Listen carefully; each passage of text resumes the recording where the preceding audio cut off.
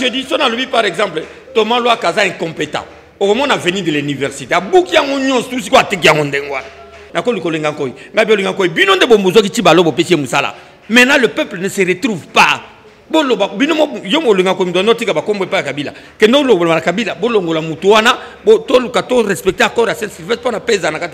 constitutionnel ici est dirigé par Kabila, ça va toujours être en obédience à Kabila.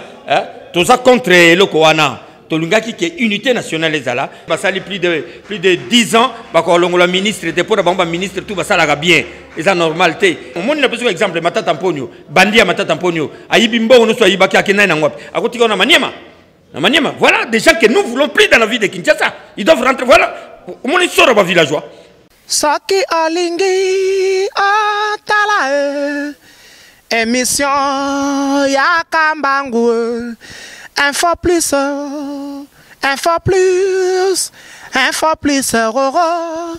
aïe, aïe, aïe, aïe.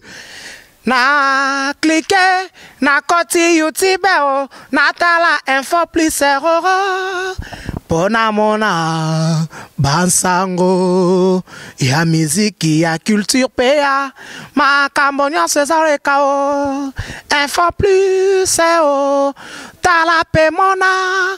Info plus. Mbote na balandi ya chaîne YouTube na biso Info plus. Mbote na ba abonné na biso to sala ka musala opona ba information. Lelo to yoko kutana na mona mboka le président Boni o aza président ya Asbel Kinshasa Telema na ende to komeka kobeta masolo par rapport ya makambo ya politique ezoleka na mboka.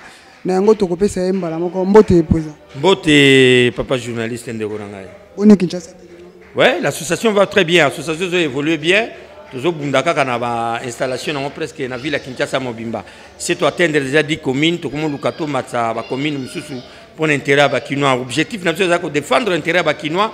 Bakinois va à l'aise, bakinois va se retrouver, bakinois va se sentir vraiment que ba na mboka na bango que netsiko bakinois va se sentir on dirait baza na boloko wana to linga ngotiango to bunda makasi pona yango. Yango bunda makasi le président Boni ça fait déjà moi Mikole Belé aux alaki vraiment visibilité na ba etando ike na biso par rapport nde to banda ikozwayo na ba to banda mono na ba chaîne mususu absence no alaki par rapport ya nini bon absence na ngazaki du makasi pour la préparation ya dépôt ya candidature ya pour na candidat député national et provincial na provincial la commune à limité national na Mwamba Mobimba pour naza déterminer vraiment à gagner pour apporter un plus dans l'hémicycle, il y a palais du peuple ou bien dans l'Assemblée provinciale. Puisque au camp où il y a des députés, plus de 10 ans, le ministre était pour le ministre, tout ça la bien.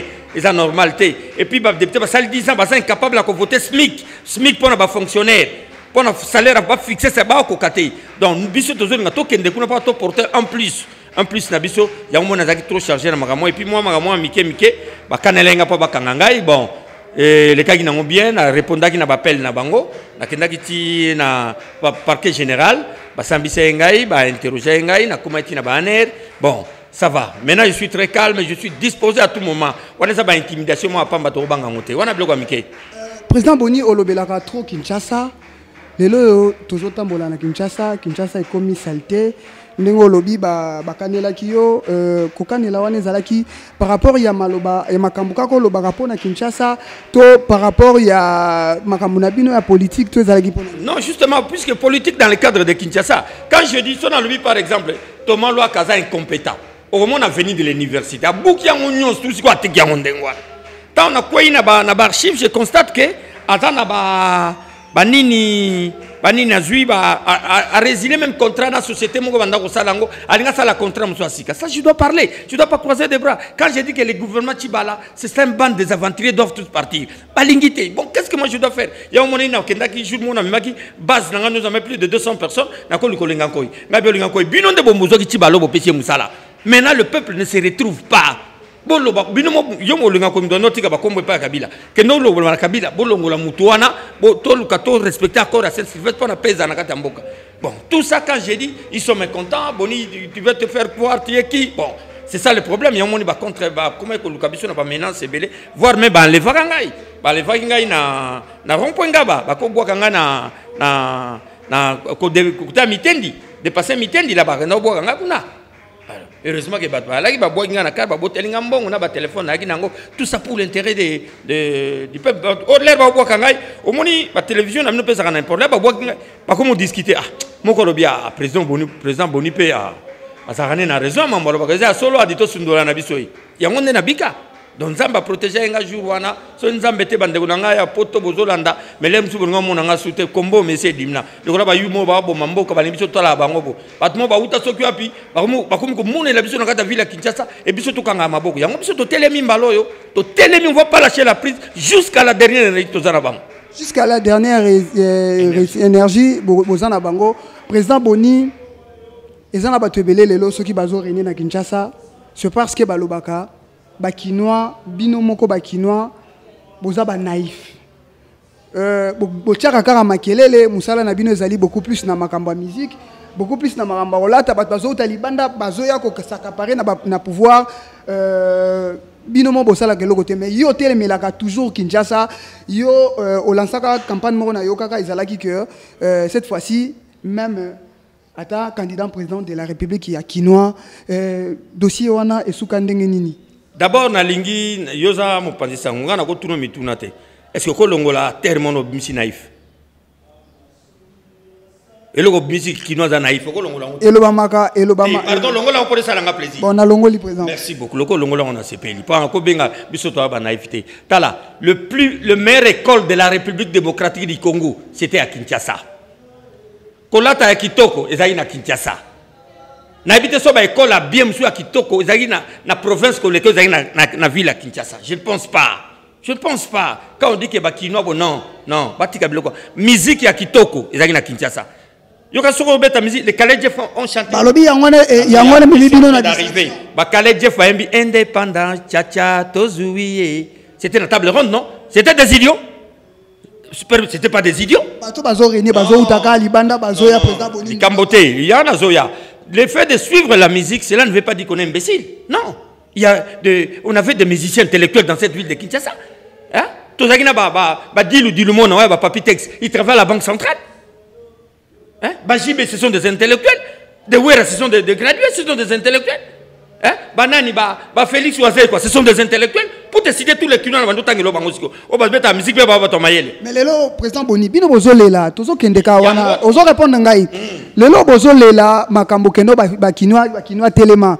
Mais bozo monate ke bato lelo bazo régner na Kinshasa, bato bazo diriger biso bauti kaka libanda. Président Boni ozo linga kondima ngote pona. Kinois c'est quoi? Je vais te définir qui est kinois et qui ne l'est pas. Kinois azali mutu kako abotamina Kinshasa te. Lelo kolongwa intérieur. Oyena Kinshasa na âge peut-être il y a 15 ans, 20 ans. Na boité. Ata 2 ans, 3 ans. Mais Kinois c'est au muto ba intérêt na ye et comme na ville à Kinshasa. Okolo ba lelo mutu ayena Kinshasa bota kité à 6 classes. A Baliawa, a Botiawa, a komi osoma banda kwa, a komi nani? A komi Kinois. On est complexe batu mingi bazanango. Mutu utaka Paris, so mutu uta fonda kana poto Paris ayeki ni bobenga ke parisien. Si vous avez Paris. Bato yo benga rapé ba villageois. Nazo kende kana par rapport à ba parole na yo kaka. Bato yo benga ba villageois wana. Ba villageois mo ba uti mboka ba yewa bazo sakapare na makam na biso. Mais lelo yo singa si on est déterminé. Je dis cette fois-ci on est déterminé. Nous voulons voir des Kinois au sommet de l'État. Cela veut dire des Kinois président de la République, un Kinois, premier ministre, n'est pas premier ministre dernièrement, avec le Kinois Sami Badibanga. C'est un Kinois, mais il est parti en Belgique, à Résilaki, nationalité, mais il est revenu dans mon nationalité. Cette fois-ci, nous voulons ça. Nous voulons qu'un Kinois, ceci n'a pas de j'ai dit au gouverneur Kimbuta. S'il est en train de me suivre, la Rolanda, il me suit, Excellence, monsieur le gouverneur, Lingim, Biso Bakuna, Totelema. Totelema Bakuna peut avoir fonction. J'ai aucun Kinois ministre. J'ai plus plus accepté. Faut comprendre que Bakuna Bozola. Non, il y a un lobby qui il y a eu Baerero Nezalaki. Mais cette fois-ci, nous sommes déterminés. Il y a un moment où Kimbuta soit gouverneur. Les gouverneurs. Puis surtout te soutenir. Qui a un Kinois comme nous. Bafa ezali, mais quand il a pris ça, on était très content. Donc, si on a besoin d'aller ici, tout soit fait Bakinois, n'a pas poste, il y a responsabilité. N'a qu'à mboka, pas mboka tambola. Pas mboka tambola. Moi, on a besoin d'exemple, Matata Amponio, Bandia Matata Amponio, Aïbimbo, on soit Ibaki Akena Nangwap. À côté, on a Maniema. Voilà des gens que nous voulons plus dans la vie de Kinshasa. Ils doivent rentrer. Voilà. Au moins, ils sortent à villageois. Il vient ici, il fait tout ce qu'il fait. Et nous, les Kinois, qu'est-ce qu'on a bénéficié de lui? Rien. C'est ce que moi je refuse. Je vais aux amons au commis au yé au kofoué na Kinshasa. Ça la paie moi intérêt mon kepe quand on a vu la Kinshasa. Pas te bénéficier nango. Président Boni tolo belana nos élections. Les lois ba candidat président ba postilaki mais ba invalidation ezalaki. Parmi ba invalidation on a ndeko Jean-Pierre Bemba aza invalidé, ndeko Muzitu, ndeko Sami Badibanga azaki invalidé, peut-être ba dépêché, batu mususu na bosani. Yo za Kinois au défendaka intérêt ba Kinois. Tango yokaki likambo wana soki eza analyse nini okoki kosala tope okoki koloba nini par rapport ya likambo. Bon, l'invalidation à ma candidat président de la République, je ne peux pas vraiment me pencher là-dessus, Makassi, mais ça l'a pas si, puisque moni Jean-Pierre, Mouzito, c'est quand même des filles, Namboka, qui n'habitent Tumbo, moi, poids lourd, na Magambo Italie, ma solo politique, là, il fallait quand même basala na cour. Je ne suis pas membre de la CENI pour donner, ni membre de la Cour constitutionnelle, pour donner des précisions exactes sur Régien Nabango. Mais au moins, on doit mettre en tête que, bon, Bissot comme candidat député national, vous savez que la Cour constitutionnelle ici est dirigée par Kabila, donc ça va toujours être en obédience à Kabila. Tout ça contre le Koana. Tolungaki qui est unité nationale ezala, banama ibaya to basanga ensemble to na course. Mais que cela n'empêche, basa invalider le pays ne va pas tomber puisque va invalider Jean-Pierre, va invalider Mouzito, le pays doit fonctionner. Ça doit fonctionner. Donc bango tout basangana, batia la poids na mutu atamoko na groupe na bango, oyo bako soutenir pour Mbappé président, c'est normal. Mais par rapport à il y a dossier ango tilelo na opposition nini intérêt d'ensemble les athées. Koyo kanao ezaki no ba aligné candidat comme même par rapport à FCC. Président Boni alobelaka bakinois azape analyste politique. Yo monité que na ndenge course ezo kende opposition peut-être koiko pola topé donc bakozala pe disqualifier na course. Non. Le problème de l'opposition c'est autre chose. Kabila so moni dauphin avec Chader abimi posa, il fallait abimisa mutu rapidement que ya ozalate ya abimi rapidement. Vous comprenez pour les bancs mutu na bon. Mais à l'opposition, il y a stratégie na bango. On peut pas vous dire aujourd'hui que oh non, na groupe Nabiso à 3 mois des élections, babi que tel mutu oza candidat. Bako pour me lever mutu na lobby. Vous voyez bien monter. Bako récupérer quelque part hasard voiture tout carnet accident car de pandani. Donc il y a un moment quand na bango il y a stratégie, il y a un moment il va sortir. Le joker va sortir. Bon, ben, le joker va sortir. Non, bazo se réserver, bakutana bazo solo lati, baluka consensus autour ya mutu moko pa, babisi pe joker na bon. Mais l'ero yo so babimisi joker na bango. Mais bako bare na nzela. Bako bare na nzela wana le président Boni, mais dossier monsieur ezalika na opposition wana, bamsu souti lelo yo, bazo ndima na machine à voter te. Bamsu ba lobi que non, soki ezaka rapport na machine à voter. Élection gozalate mais président Yasseni mais c'est qu'on est nanga à lobby que ce qui machine à voter zate élection ezate osoma ate quelque part ba o bazolo bandenge musu koto bazolo bandenge musu président Bonia Kolobani. La parole de nanga c'est pas une parole d'évangile papa. On doit respecter nanga c'est qui d'abord avant qu'il soit là mallement le tel là non mulunde tel là non vous croyez que nanga c'est qui ne vous fondez au moins nanga nazane oh papa bino so pas maman nanga kata soki nanga comme ça na kata mboko qui commande des machines, il n'y a pas un problème. Ah, mais des machines, on ne refuse pas. Qui avait cru que Kabila allait désister, allait nous donner un dauphin? Nana croyait non. Mais ça, l'opposant Moussou Balobi qui a ceux qui machine à voter Zali, élection qu'on a. Papa, Toko, et un rapport parole à l'opposition, je dis c'est ça, c'est ma réflexion. Boycottage des athées. Transition paix et athées. Tozo kende ti toko laguer ba machine na ko kende to trouver ka consensus moko autour ya makambo ya rapport ya OIF pas bien nous ka machine vous voyez que la machine il y a les doublants il y a beaucoup d'histoires là le bord de la paix c'est vert C'est vrai, central, il y a beaucoup de problèmes dans cette... Il y a pas préalable, baninga bapesi. Il faut qu'on en discute, qu'on lève une option pour la République. Il faut croire que nous sommes des bêtes, on va accepter puisque Nanga dit Nanga c'est qui? Nanga c'est qui? C'est la continuité de Kabila, qu'est-ce que vous voulez?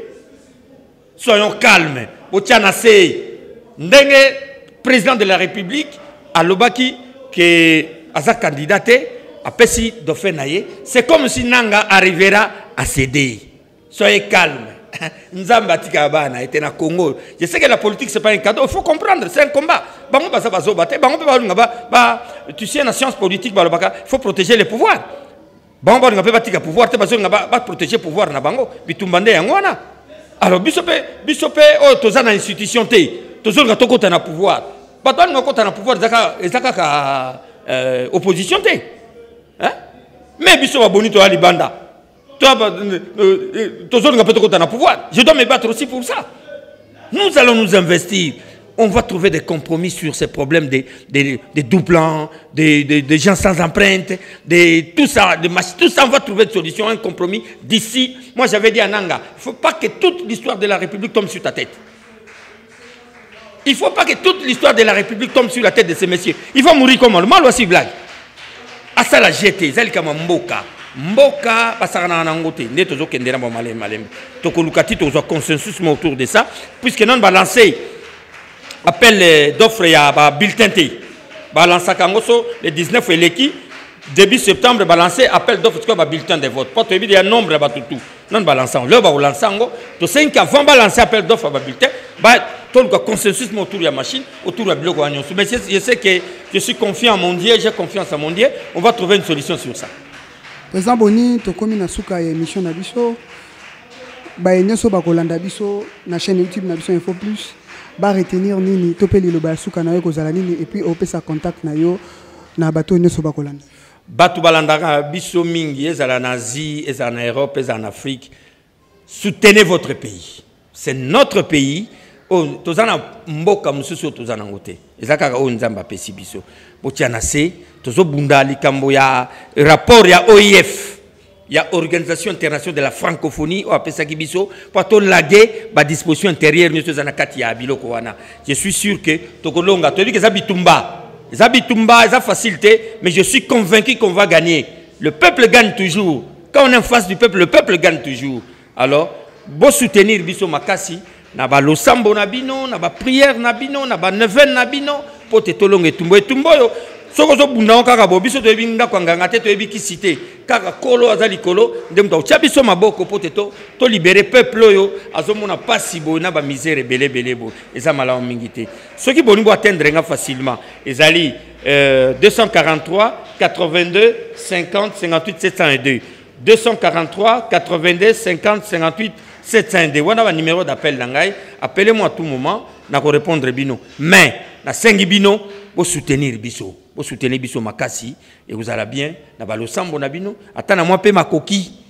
Attends, ma coquille pour t'organiser. Action de grande envergure à la ville de Kinshasa. Pour te arracher victoire au arracher. Et bientôt, dans la conférence de presse, après le 19, il faut faire la conférence de presse. Il y a il faut inviter les journalistes partout. Il y a une déclaration dans la naissance que avant le 19, à partir de le 20, il y a un candidat président de la République. Il faut pas y ambanga. Il faut pas y ambanga.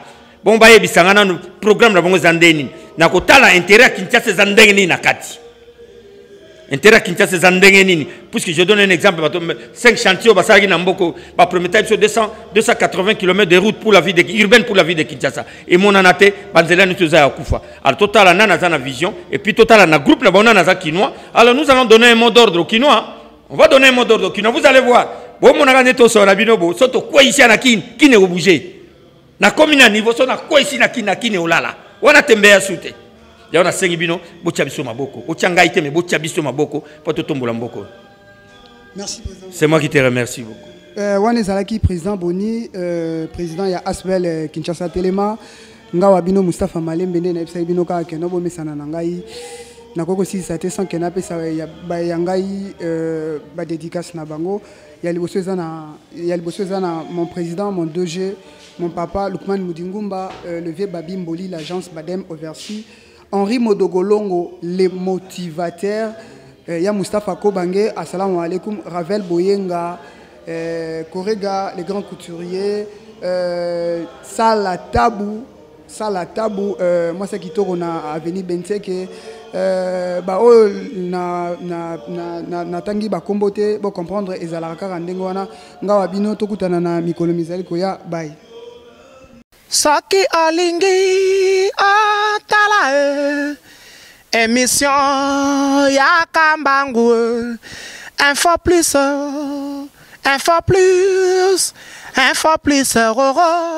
aïe aïe aïe aïe.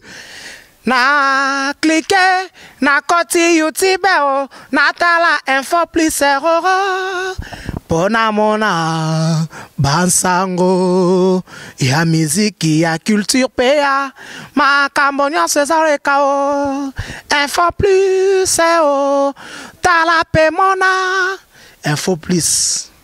Otala